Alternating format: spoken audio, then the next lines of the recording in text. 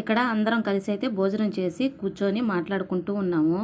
ఇంకా మా మరిది ఏమంటే చార్వికి తాత అయితే అవుతాడు, నన్ను అంకుల్ అని పిలువు, పెద్ద అయితే తాత అని పిలవద్దు అని అంటున్నాడు. మేము ఎందుకు పిలిపిస్తాం, అలానే పిలిపిస్తాం తాత అని అనేసి అని అన్నాము. ఇక్కడ జస్వంత్ ఏమంటే అందరూ ఎగతాళైతే చేస్తున్నారు. ఎందుకంటే మీషోలో అయితే అన్నీ బుక్ చేసుకుంటాడంట. ఇంక ఇంటికి వస్తాయి కదా, అవి నచ్చకపోయినా కానీ అలానే ఉంచుకుంటాడంట.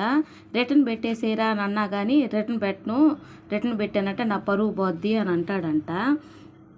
ఇంక మా అమ్మ అయితే ఈ రచ్చకు భరించలేక బయట అయితే కాసేపు పడుకొని ఇంట్లోకైతే వచ్చింది. ఇంక ఇక్కడ ఏమంటే స్నూఫీ ఆటో ఎక్కి కూర్చుంది. ఇంక ఇది చూసి జున్ను కూడా ఎక్కేసాడు. ఇంకా మా చెల్లెలు కొడుకు ఏమంటే రండి ఒకసారి తిరిగేసి వస్తాం అక్క అనేసి వాళ్ళ నాన్న పిలవడానికైతే వెళ్ళాడు.